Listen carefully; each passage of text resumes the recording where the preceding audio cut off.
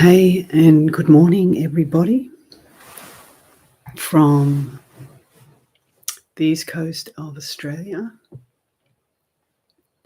Early morning here, and just looking at the comments,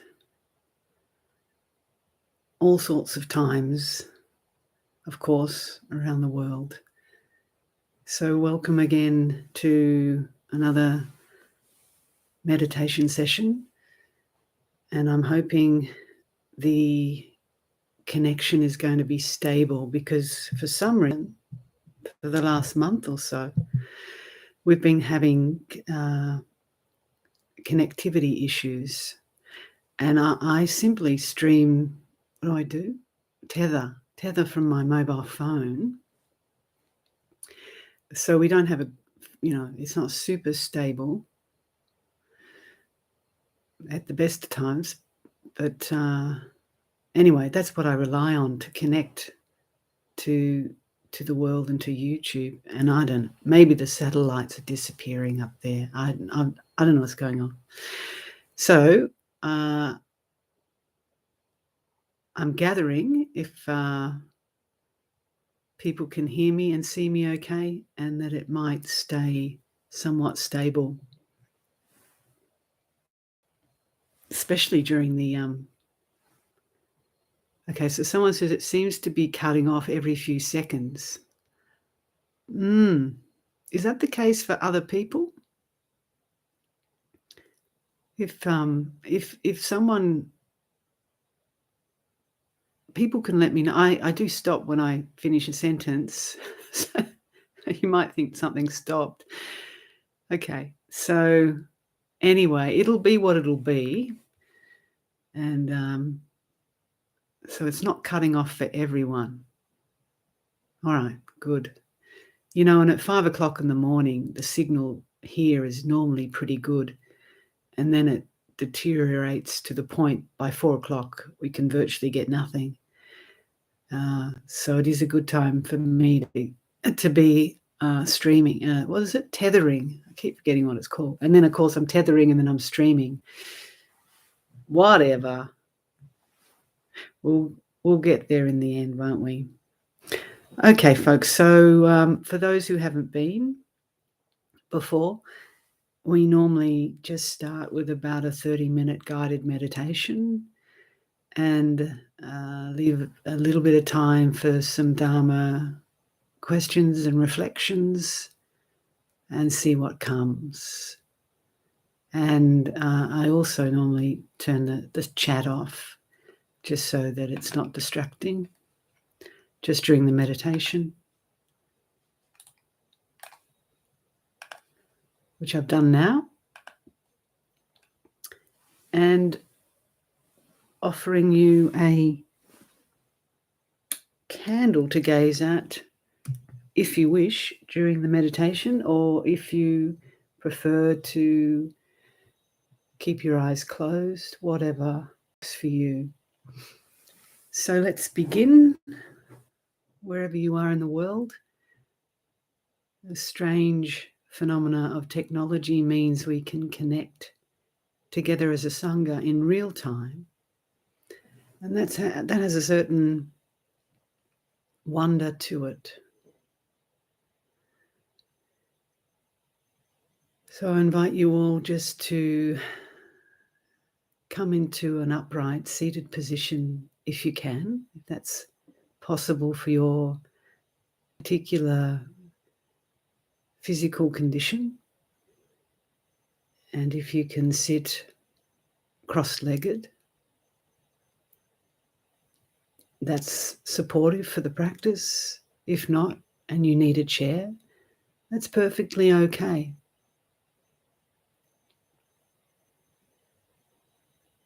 The idea is just to stay awake, yet comfortable and relaxed.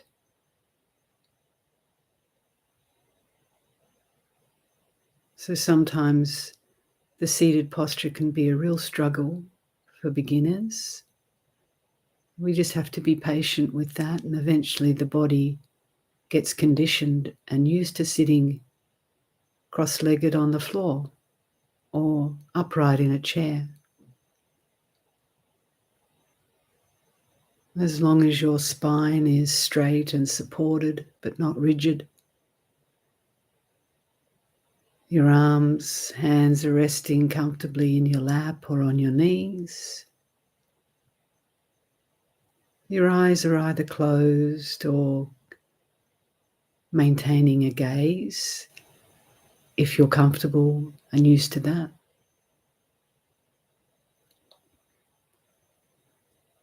And your neck is straight and supported.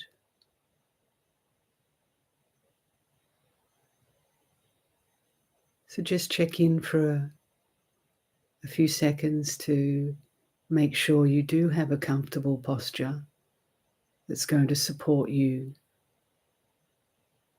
during this meditation.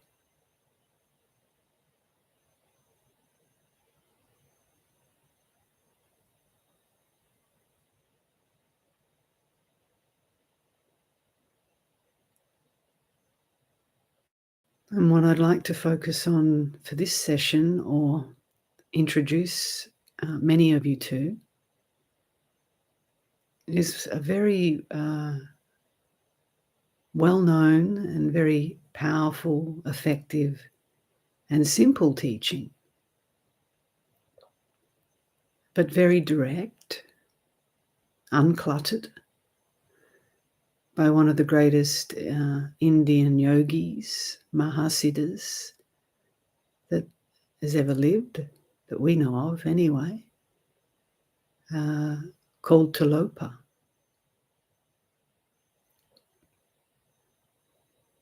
And Talopa's one of his most famous teachings is titled Talopa's 6 Words of Advice, or 6 nails, meaning effectively to hit the nail on the head, which is what he did with this particular teaching, or pointing out instruction, if you like.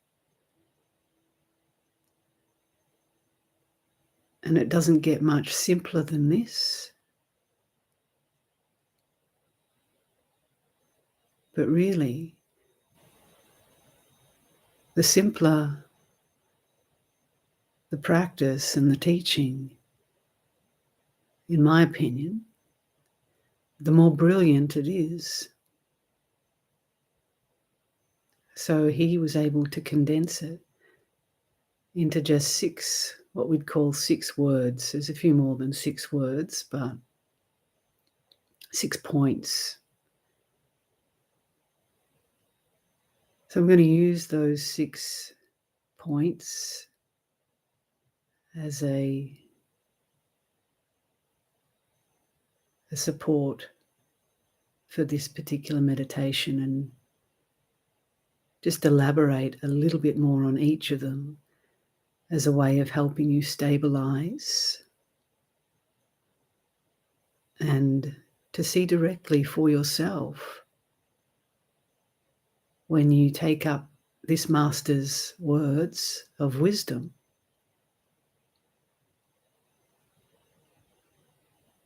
What happens, what your direct experience is.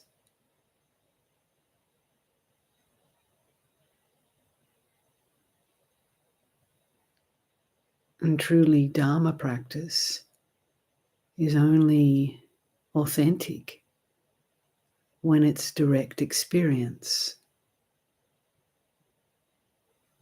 not when it's just an idea or something you've picked up in a book, but when you see clearly and directly within your own heart, mind.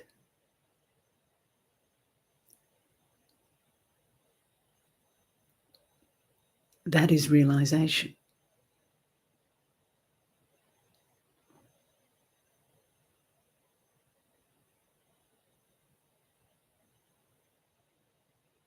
So the first point,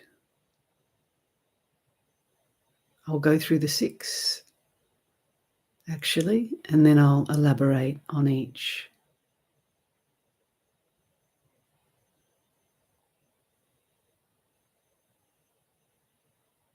Don't recall. Let go of the past, of everything that is past.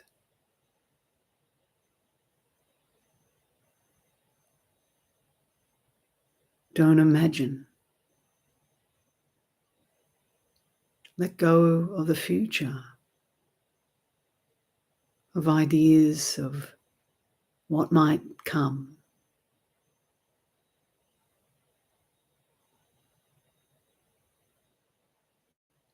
Don't think. Don't pick up ideas in the present moment.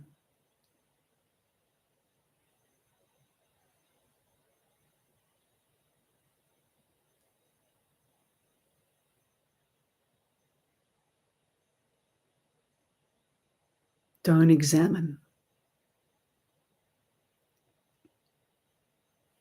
Let go of wanting to figure things out, to analyze things.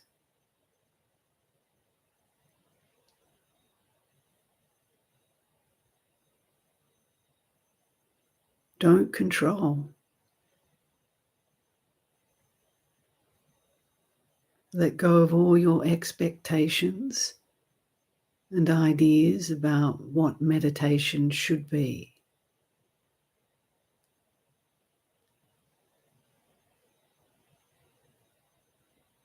Rest. Just relax fully into the present moment.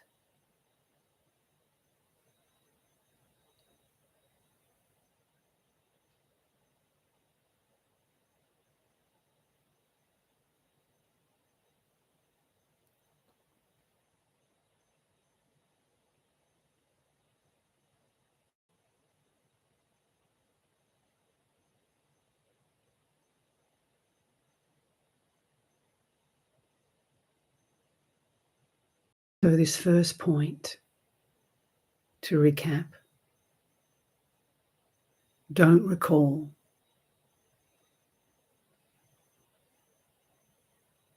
We sit in meditation and we make the commitment just to let go of the past. Thoughts from the past may spontaneously arise in the mind's eye, and that's perfectly natural. We don't suppress them. We don't block them. But the key point here is don't indulge them. Don't get swept away in past memories, past regrets, past fantasies.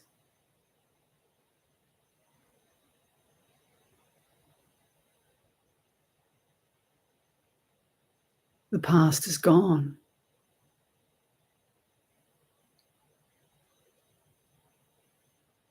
In fact, there's no such thing as the past.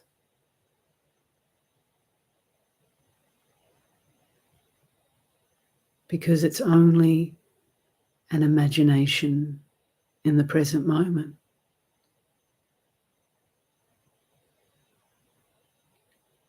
A conceptualization, which is often faulty, skewed, biased, distorted by our own perceptions and conditionings.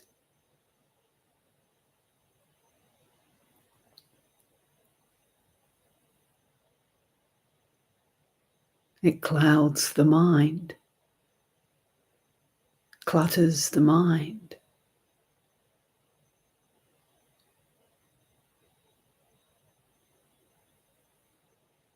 When we let go and we don't recall, that's one step towards freedom, liberation.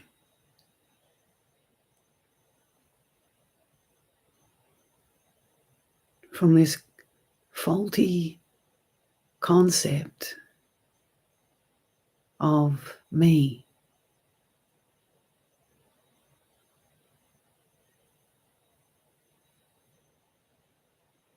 Stuck in the past, memories. We construct a self continuously.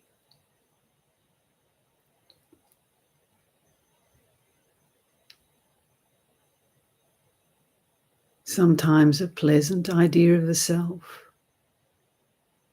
often an unpleasant, judgmental,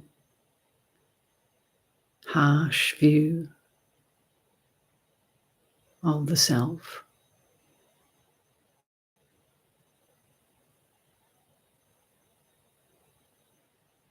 But pleasant or unpleasant, it's all just a dream.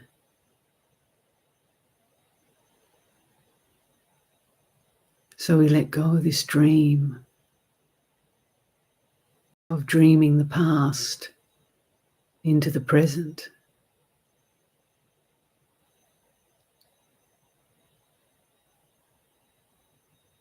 And be free to be empty, open,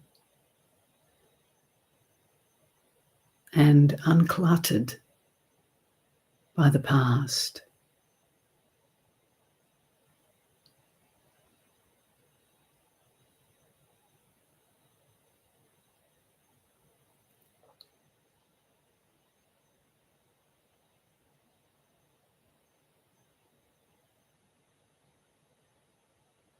The second point, don't imagine. Let go of what you think or hope the future will be,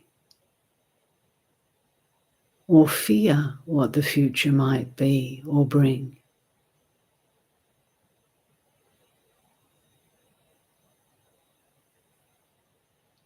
There's no such thing as the future.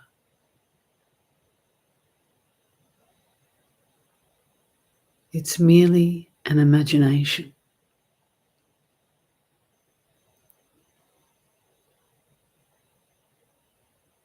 This imagination may influence the way the future unfolds, good or bad, so-called.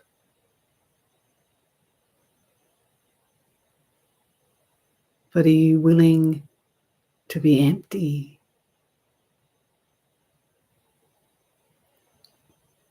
To remain open?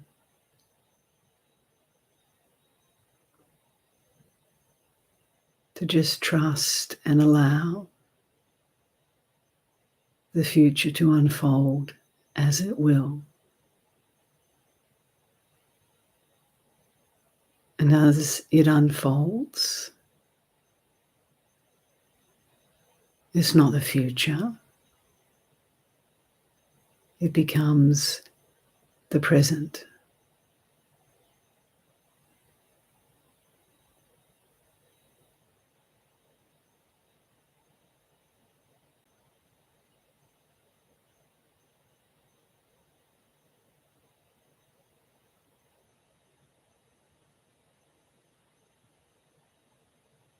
So as we let go of our imagination about the future, we put these clingings and attachments down, these hopes and fears, these desires and longings, these anxieties about the future.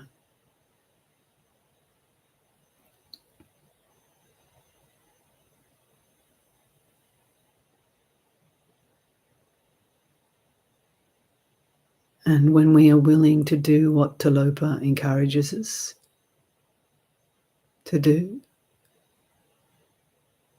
don't imagine, we are free.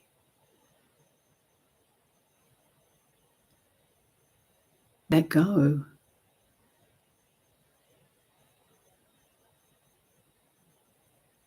Of our fears and anxieties.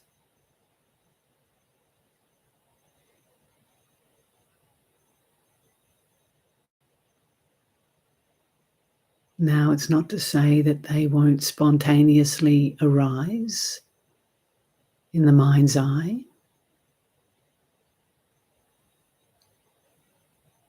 but we put them down. We wake up. We see the clinging in it. We see the stress, the suffering, the delusion. And we put it down simply by seeing in our direct experience the dream of the future.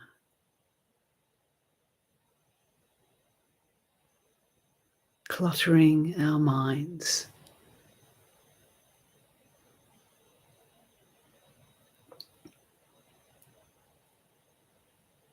Deluding us again.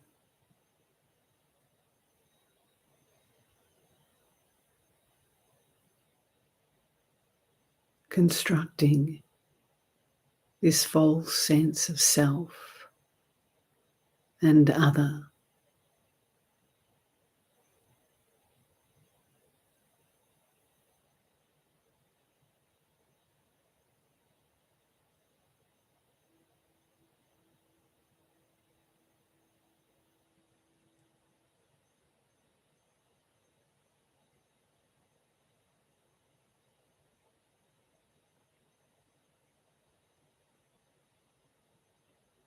The third point,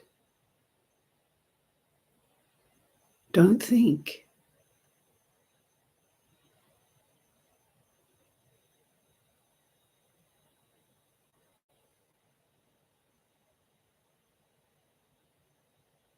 Let go of whatever's happening even within the present moment as an idea of the present moment.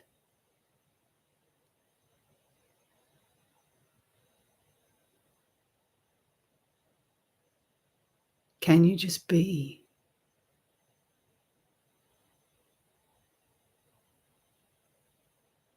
Be empty. Empty of thoughts.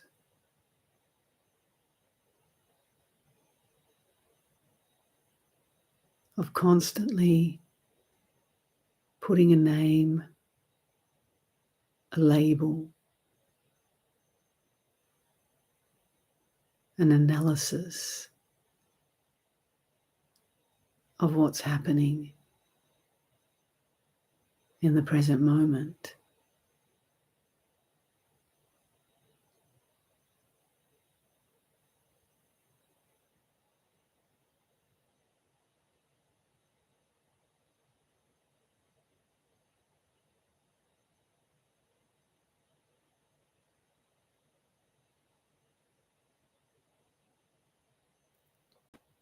Thoughts will arise, concepts and ways of constructing meaning about the present moment. We see it. We don't fight it. We don't repress it. But we let go naturally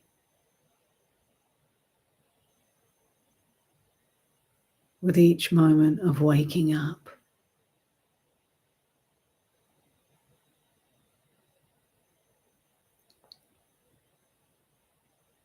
And when we wake up to living in constructs in our head,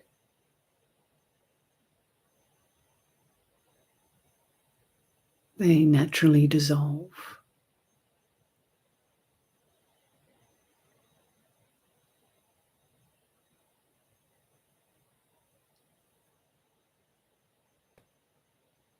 But no pushing, no pulling.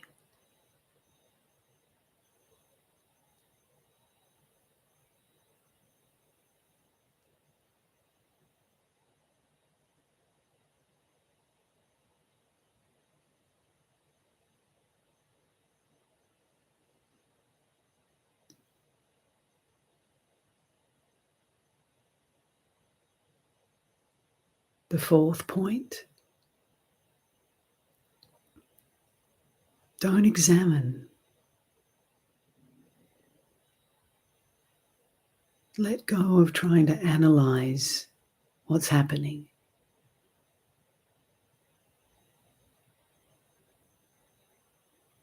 Just be like a child,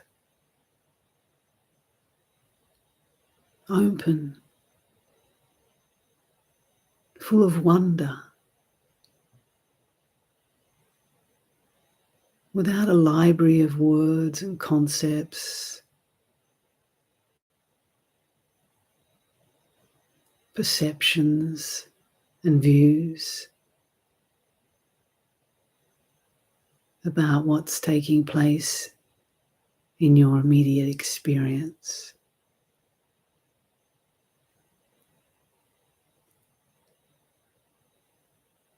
Be willing not to know anything.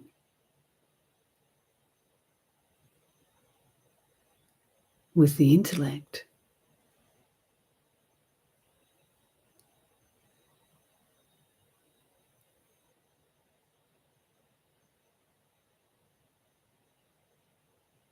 but when you stop examining and analyzing, it doesn't mean you're stupid.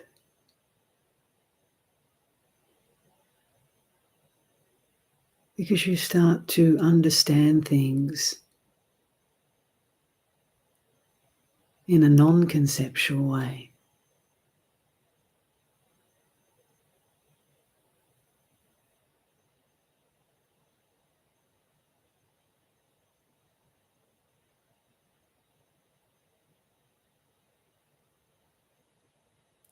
So no analysis.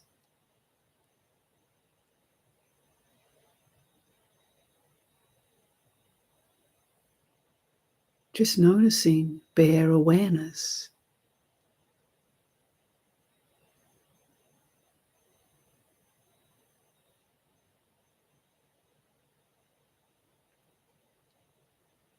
Becoming more and more uncluttered in the mind, in the heart.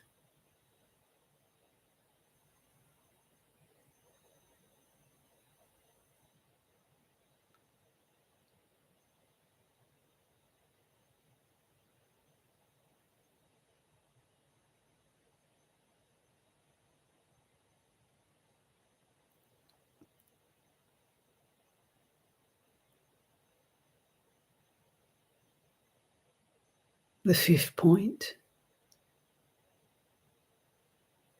don't control.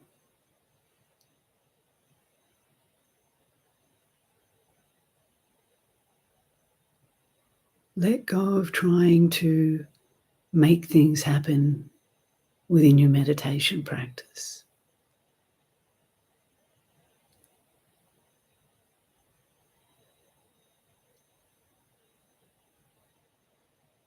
We're dropping all desires for special experiences, ideas about what we should be getting, what should be happening.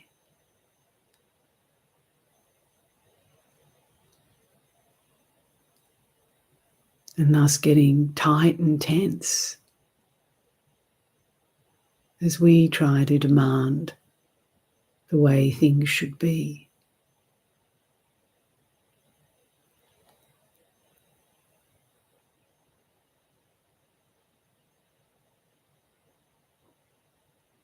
So we put all that down.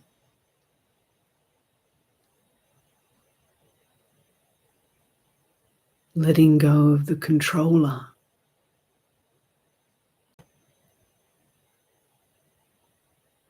The one who thinks they're in charge. The one who thinks they're driving the vehicle.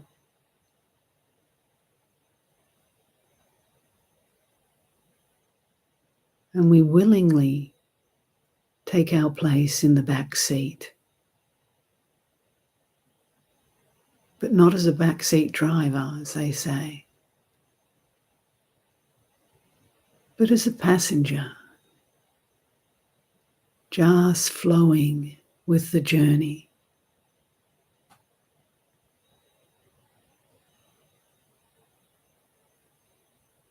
Let go of wanting to control anything.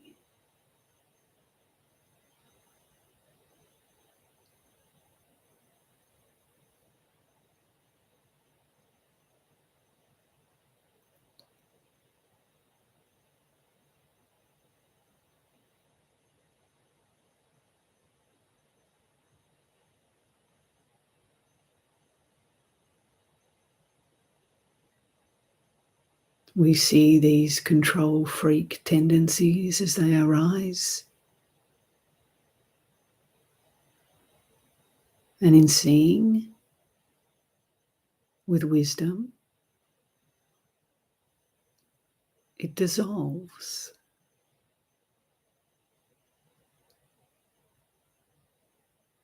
With wisdom, I mean that when we see this tendency, this conditioning, to always want to control our experiences.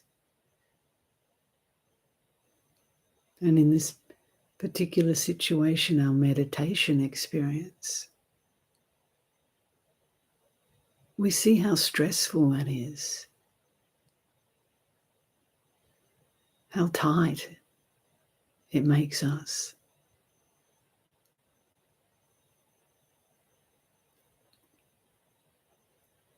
And it simply perpetuates the false sense of self or ego.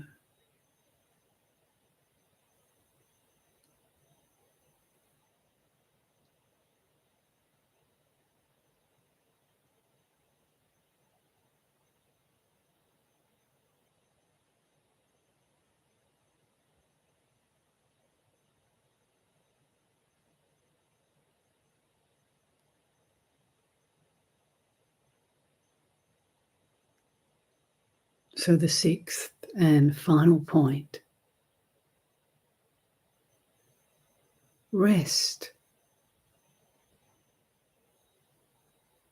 Completely relax in each moment as it rises and falls.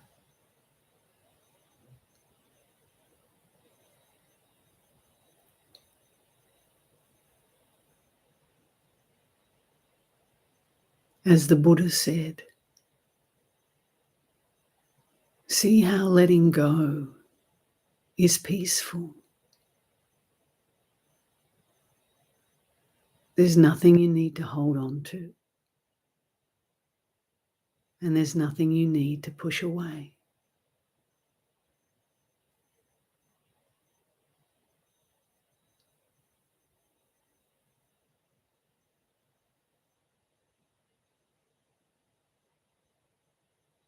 There's nothing you need to do.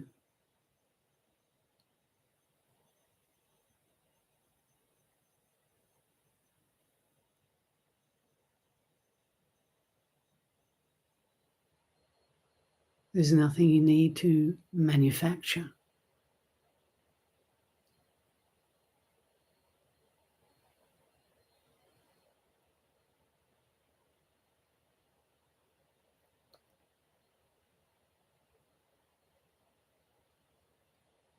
And as Talopa was encouraging us, there's nothing we need to control, to get, to figure out.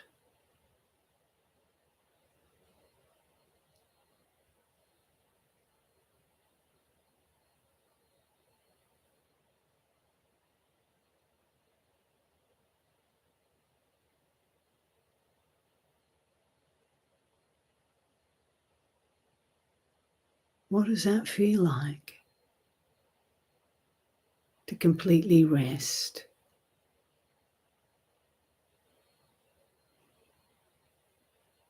With absolutely no demands on you. No memories. No imaginations of the future. No conceptualizations in the present moment.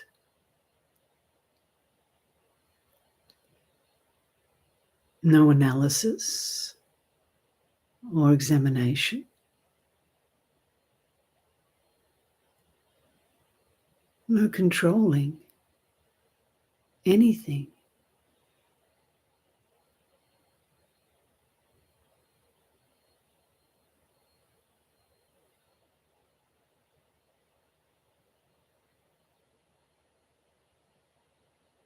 Complete permission to relax, to put down the burdens that we carry around with us most of the time, consciously or unconsciously.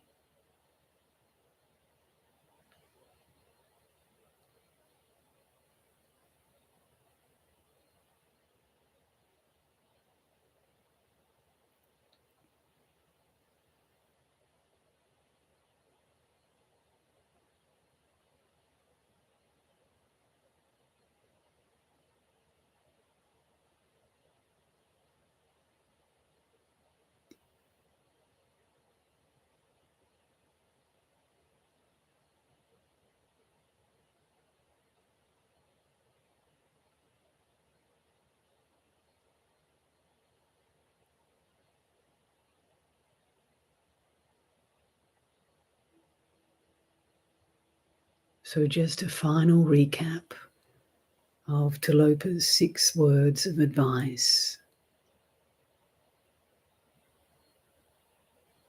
Don't recall. Don't imagine.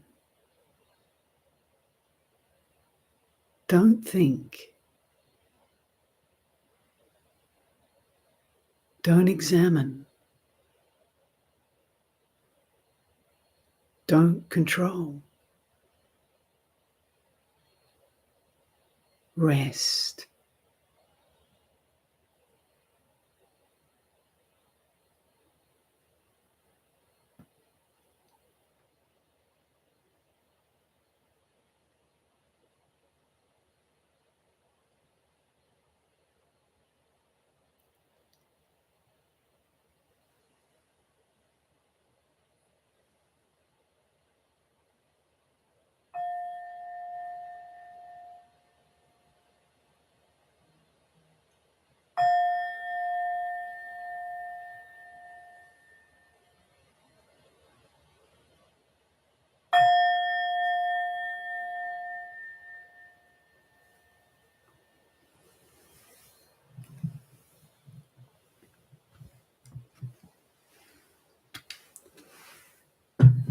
Whew, it's getting hot now. So, before I put the chat room on, and perhaps we can use that particular meditation teaching as a focus for this discussion or question, if possible, a little bit, don't want to control it too much. But some of you may have noticed in that teaching there seems to be a little bit of a contradiction in it, and perhaps that just relates more to the English translation and the way we pick up the word don't, which don't is such a directive, isn't it? It's such a demand or an order. Yet the whole teaching is about not controlling. So there is an apparent paradox in it, and how it sounds in the Tibetan, for the Tibetans, I don't know. But so we have to just be careful about that, because it can be like, oh my God, I can't do this, can't do that. Don't. But hopefully you got the gist. The gist of that teaching is not about, and it's not about an order. It's hopefully picked up by you as a gentle, compassionate encouragement, simply to let go of those ways that we are often in our heads of thinking about the past and the future, conceptualizing the present. So that last one of relax and rest is the key to it all.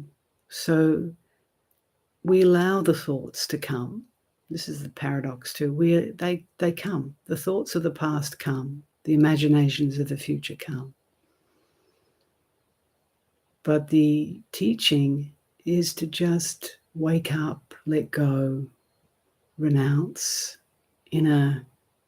with wisdom, okay, not with control and not with fear that, oh my God, if I don't, I have to stop thinking, I have to stop imagining. So really we've got to try and use our own wisdom when we hear these teachings translated, and try and pick them up skillfully, okay? So I just wanted to say that in case people picked it up the wrong way. And there's been a few other translations of that, but the don't thing seems to be the most common. But you can, instead of saying don't to yourself, you can just say let go of the past, let go of the future, or relax and let go of the past. Now, where am I going? Putting the chat on here. Okay, where should be on. So if you've got any questions or comments about that particular teaching or meditation, or yes, Naropa was a student of Talopa. So for those of you who are interested in the lineage, and Talopa is considered the grandfather of the Kagyu lineage. And then from Naropa, it went down to Mapa, Milarepa, and so on. So if you're interested to find out more, and just to say, thanks for that question, by the way, because on my channel, you'll find Talopa's 6 words of advice already recorded as a guided meditation. So you can, if you haven't heard that one already, you can go back. But he also gave another beautiful teaching to Naropa. So you'll find that there as well. It should be in the Mahayana playlist, and that's called Talopa's Song to Naropa. And that's a profound, it's more than 6 words, but a beautiful teaching, incredible teaching. So I encourage you to listen to Talopa's 2 main teachings. He really appeals to me. He was a man of few words. Okay.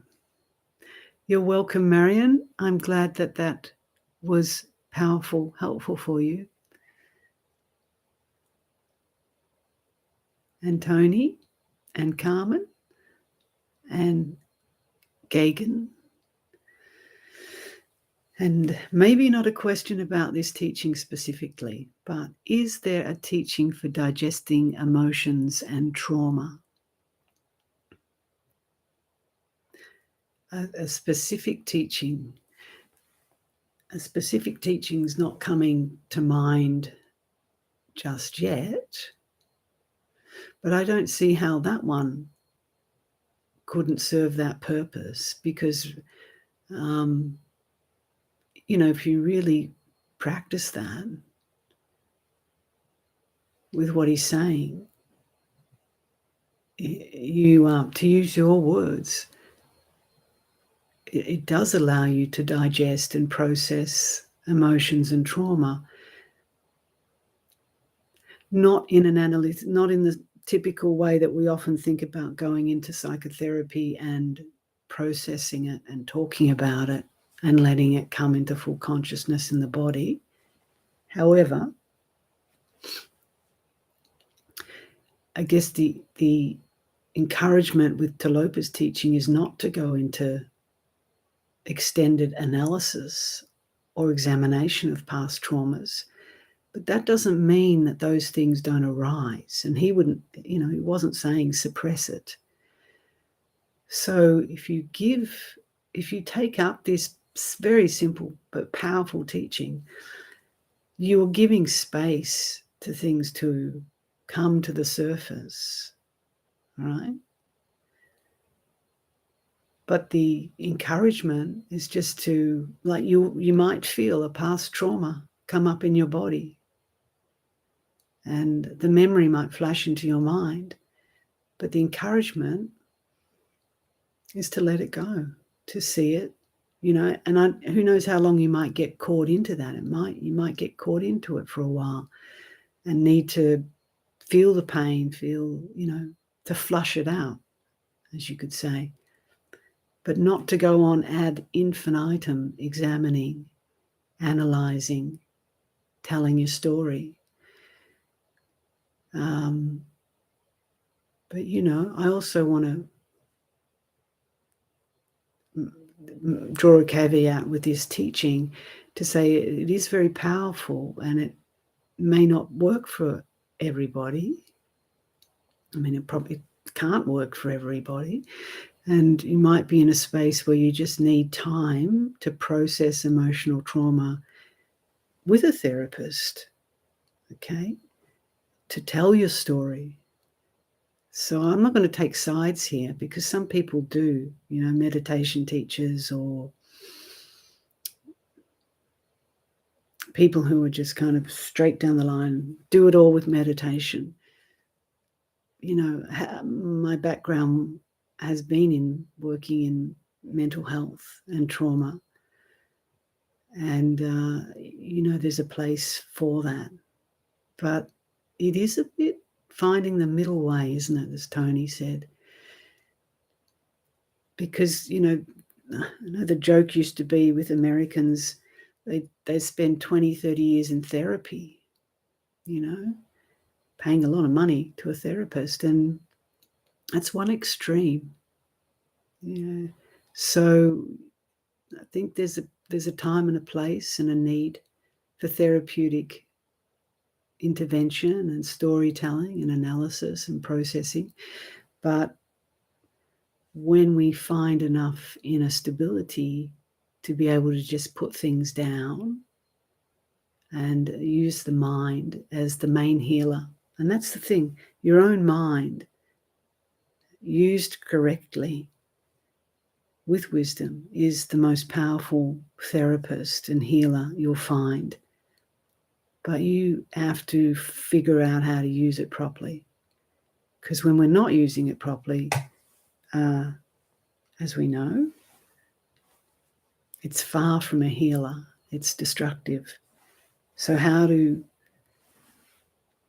get that middle way, and therapy can be helpful for many people and necessary. Okay, so as I went on a bit, I realized there was lots of things popping up. I have to rewind.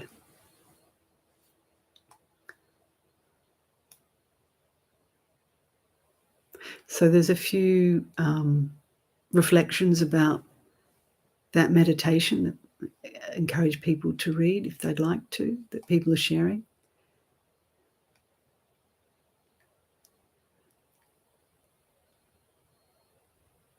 And so Rosemary's asking, is it ever okay to meditate lying down? I feel like it can help to really relax and rest. Absolutely. It's fine. But just speaking from my own experience, it's interesting. I guess the danger in if we lie down all the time and we think we're meditating, we're not, our mind's not that well trained, we just fall into a sleep, into a bit of a daze, drowsy slumber. And that, that can be fine sometimes, because often that's exactly what we need. But try it out for yourself, because particularly a teaching like Talopa's, to sit in a very mindful, alert yet relaxed way can be very powerful. And just to see what happens for yourself. And then I think you just got to learn to trust your own bodily needs and emotional needs here. Because I don't want to say that when you lie down you can't have powerful meditations, because you can, and certainly do myself. Because you're letting, you really, really let go a lot. But it's good to train yourself to be upright, because I think subconsciously when we lie down, the body thinks, oh, it's time for sleep. Okay. So unless you're really physically not able to sit up,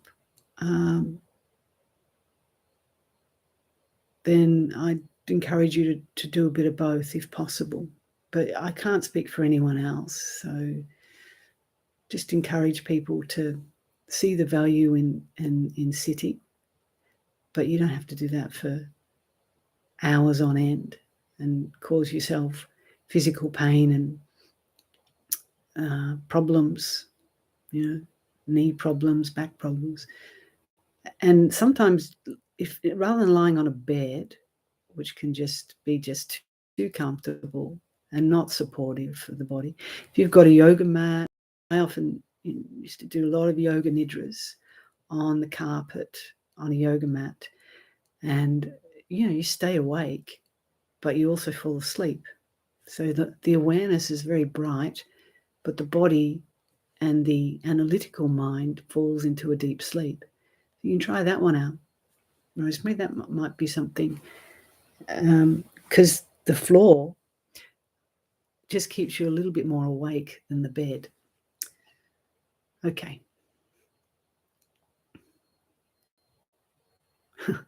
So Paul's asked, do you think the Buddha would feel differently about his awakening if he lived with 7.5 billion other humans? Would he still be as peaceful? So you're basically asking, Paul, if this idea of the Buddha we have from the past was alive today. Here I have to stretch my knee too. Oh.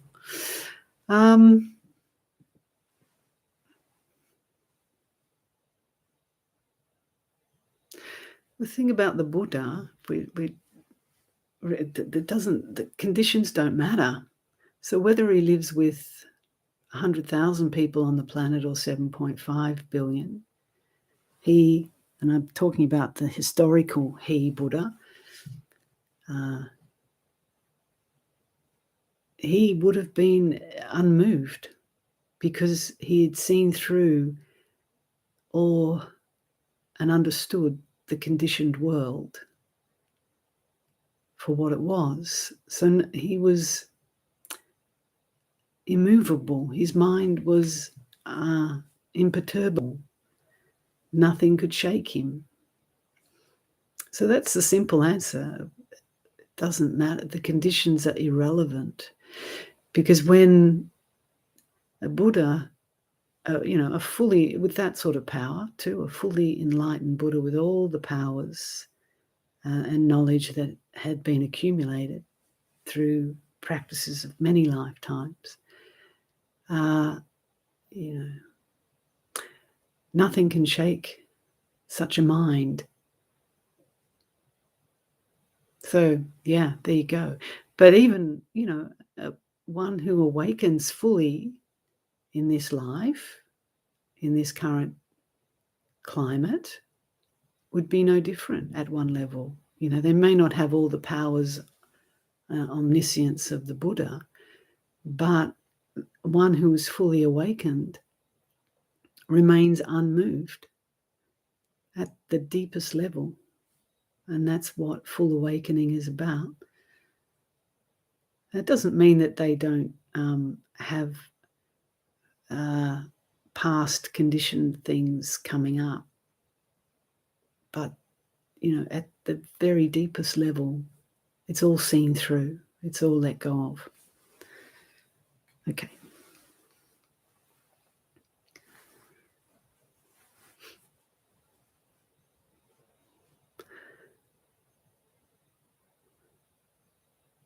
Okay. So, interesting question here related to the Talopa meditation. You mentioned in the meditation to not recall, not imagine, not think, whereas in my experience, thoughts arise on themselves or by themselves. Yeah, so, and I'll get to the second part of your question in a minute, but that's, you may not have heard what I said, or not have understood it, but that's exactly right. Thoughts will arise by themselves, and the encouragement is just not to indulge in them. But, with practice, and when someone is really stabilized and has let go completely, then less and less and less and less and less and less thoughts will arise, because the desire, the anxiety, the sense of self has dissolved so much. If you look at it, what are thoughts of the past and the future about? They're often just about me and mine, my fears, my desires, my hopes, my dreams, my regrets. It's all about that, really.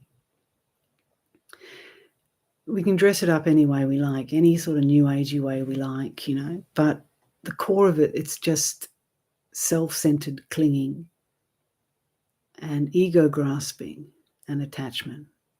If you really look honestly, this is. Even the good stuff, it's not to say you can't have wonderful dreams of the future, but if you keep looking, honestly and deeply, it's still rooted in a sense of self, a beautiful self, no doubt. Not judging those beautiful dreams, those beautiful memories, but it's still delusion, and it still keeps us bound to the cycle of samsaric becoming, and so what I say might be really offensive. I want to just keep dreaming and becoming, fine. But one day, one life, you will wake up and get sick and tired of it, because it's what we've been doing for millions and millions and millions and millions of years and births.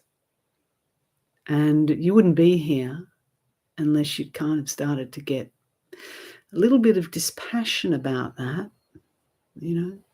There's only so much bliss in terms of the external world, not the real bliss of letting go, that, you realize it changes anyway. It doesn't last. And we often come back to this, just the cycle of highs and lows, pleasant and unpleasant, beautiful and ugly. It's the cycle. We accept it, but we can go beyond it. So how did I get to that? Isn't that funny? Anyway, I think it was good to get to that, actually, because your question was, who is the thinker? Precisely. The thinker is no one other than a karmic stream of conditioned processes, which is what I was saying, this kind of cycle of desires, hopes, and fears. And then from that, we posit, we hold on to, we create, construct an idea of me. And we think me is some sort of permanent, separate self-identity. So when we can ask ourselves in that particular meditation, although he's not encouraging that. He's not encouraging that sort of examination. So it's a kind of a different meditation. But, I think it's a good thing to do at some stage is to examine who is this thinker and see what comes. I mean, ask yourself now, who am I? Who is this thinker? Bet you can't find it. Or you have an idea and it changes it. It's not me. Oh, it's that one. No, it's this one. Which one am I? No, I'm that thought. Drive ourselves mad. So who is the thinker? The thinker is not the thought. And then we posit a thinker, an idea of a thinker. There's that famous book by Epstein, isn't it? Mark Epstein, Thoughts Without a Thinker. So let go even of the idea that there's a thinker. Which I think I was saying that in the meditation itself, that there's a central driver, a central agent here. If you really go deeper in your meditation, you'll see it's a process. It's not a static central agent thinking the thoughts. If it were, we'd have some control over them. And do we have any control over our thoughts? No, which is what you said. We don't. But something does. I don't want to say something does. Wisdom has the, I don't want to say control over. It's a problem with words, isn't it? Anyway, wisdom can master the thoughts without a thinker. What's the time? 6 o'clock already.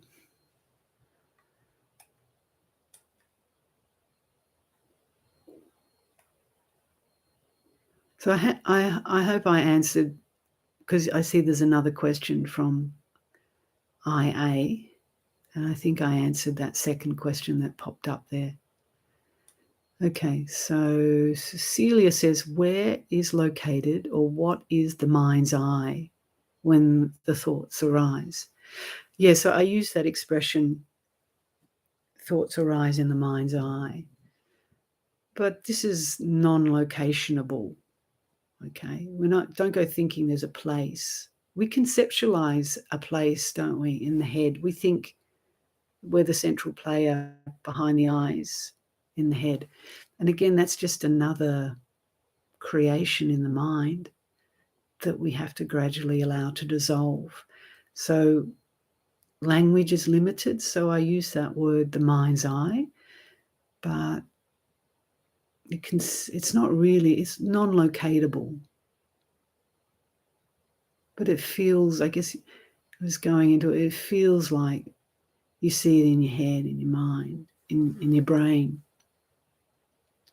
Obviously, things are taking place in the brain. Things are shooting around in the brain. But in terms of the mind, it's non-locatable, non-locationable, okay? So Peter's a long COVID patient. Oh, much compassion to you, Peter. That must be difficult. And this meditation was so helpful for me. Thank you. I need to rest and not analyze or judge. Yes, and may you get well, and may your healing be rapid. And there are healing practices you can do too. I don't know what your background is, but I've been doing a lot of medicine Buddha practices lately, just the chanting, and I found that really helpful for healing, and doing it as part of a practice for COVID in the world too. So Anyway, may you be well. So Renee's asking, please can you tell me if there is only the present moment, and if recalling imaginations of the past obstructs our mind, should we avoid trying to learn about history? History. I'm assuming you're meaning history, book history. No, if you want to learn about the history of the world, go for it. It tells us a lot about the state of the world at the moment. We can learn from history. But in meditation, the idea is to let go of our past history, our story, our historic story.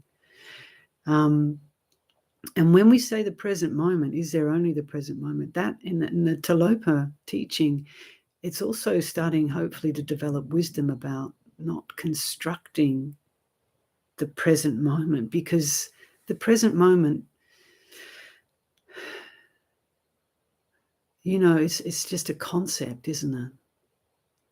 Because if there's a present moment, it's gone in a flash, and then it's the next moment and the next moment and the next moment. So where's the present moment? So it's really the flow, if you ask me. It's really just flowing with life and recognizing the present arises and ceases within the flash of an eye, like a flash of lightning. And the past is a memory. What do they say? The past is a memory. The future is an imagination. And then the present, they construct an idea about that too. Anyway, that was a bit of a ramble. Sorry, Renee, if that didn't help. But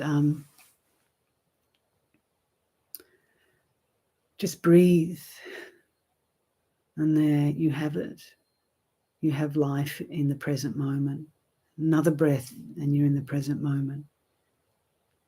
Nancy, we just had a death in our family, a good peaceful release from suffering, and this meditation was a wonderful reminder about letting go. Thank you. Thank you, Nancy. I'm glad it was helpful, and sending all good wishes your way to your family or friend, or the friend and the person in the family. May they be well in their journey. Okay, I think I'll just do one more question, if I can find it. Thank you for all your lovely messages here. I won't read them out, but I acknowledge them and receive them with a heart of gratitude too. So John's asking, do you know of any regular groups of Theravada Buddhism that meet daily on Zoom for meditation? I don't. Sorry, I don't know. But there's so much stuff, isn't there? Dharma teachings and that online. You might just shoot a few emails to people or start one yourself. You could start a daily Zoom for Theravadan Buddhists. Yeah. Anyway, you've put that message out and I've read it, so people can see your moniker. And if anyone's listening who does know of a regular Zoom thing for Theravadan groups, you can contact John.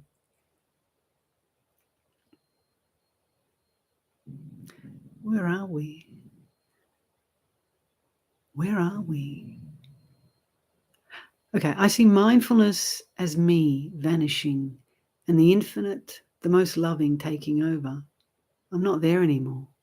It's God seeing and listening through me. That's lovely, Omar. Seeing through the eye of the heart. Sadhu, sadhu, sadhu.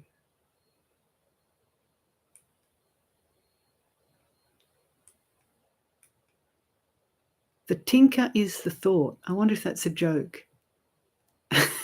The tinker. If that's a joke, that's a funny joke. But you might have meant to say the thinker is the thought. Yeah, the thinker is the thought.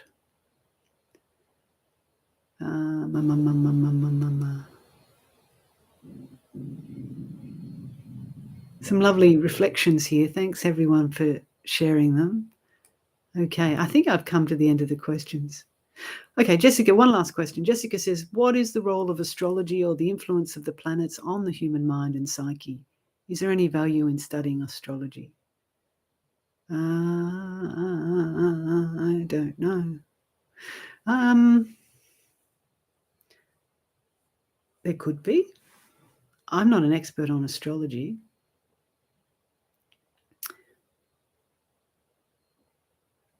What was I going to say about astrology? But I have looked. I have had my natal chart done, and it's kind of interesting, isn't it? But I guess the problem with it, if we over-identify with astrology, we can feel that our life's determined by the planets and stars. And if we over-identify with our star sign, like I'm a Taurian, I'm a stubborn bull with a rising, what have I got, a rising in Sagittarius moon. So that makes me optimistic. So then I just keep constructing up more ideas around myself. So I try and let go of that. But that's just the personality too, hey? The astrological natal chart is your personality. And yeah, maybe that's what we come in with some of those influences. But the idea is to try and go beyond them. But, don't get stuck in believing that you are the personality either. Because if I get stuck in believing that I'm a bull, then I'm just a stuck old bull. I can be, though. So that's my lot. Stubborn bull. All right. Okay, I think I'm going to have to leave it there because the garbage men are going to come in a minute and make a racket. Okay, I'm glad that helped, Jessica. I just saw that one. Apologies if I skipped over some questions, but there seemed to be quite a lot this morning, and I think I'm spent. I think I don't want to think anymore. But I do have a message to say. What was the message? Well, I'm going on silent retreat for a wee while, so there won't be a session, guided meditation, group meditation next fortnight. More likely going to be in the next month. I haven't figured out the date yet, so stay tuned. And I do that posting, don't I? A few days, but I think if it's the 21st now, 28 days has February. So if it's in a month's time, it's likely to be the 28th of March. But stay posted. I'll aim for the 28th of March. See how I go.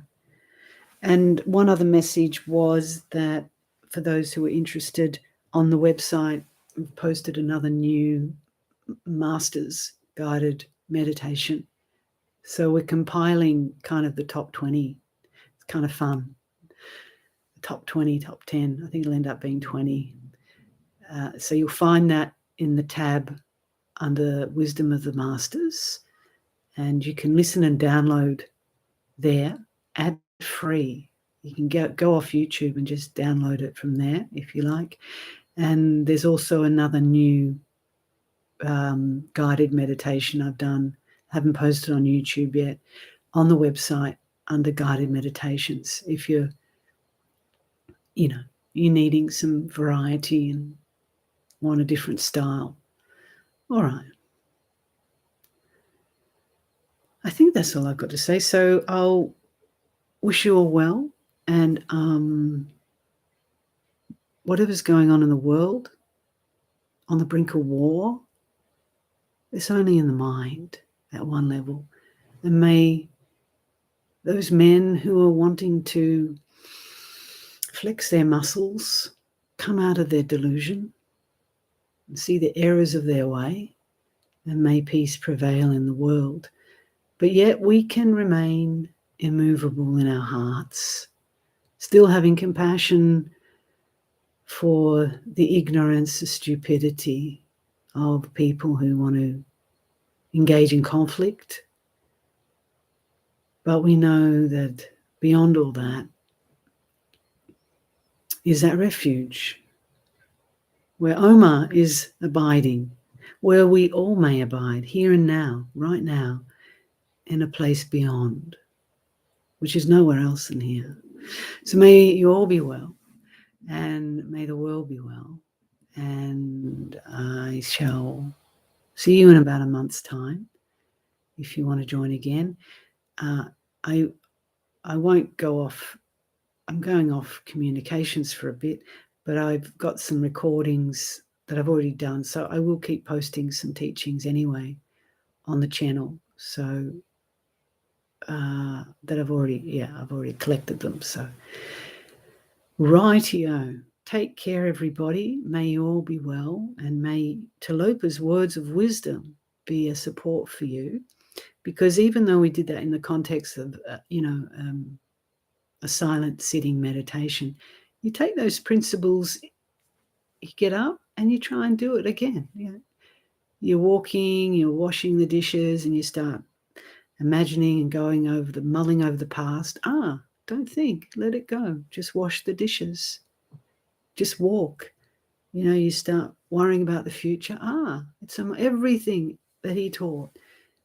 You take it into every moment and give it a go. Give it a real good go and see how free you can feel, after a day's practicing like that, to make that commitment. And it couldn't be simpler, could it? But the best teachings are the simplest teachings. So may Talopa's, the great Talopa, who's just a most wondrous master, may his words be a great support for you. Take care, everybody, and be well. Ending stream.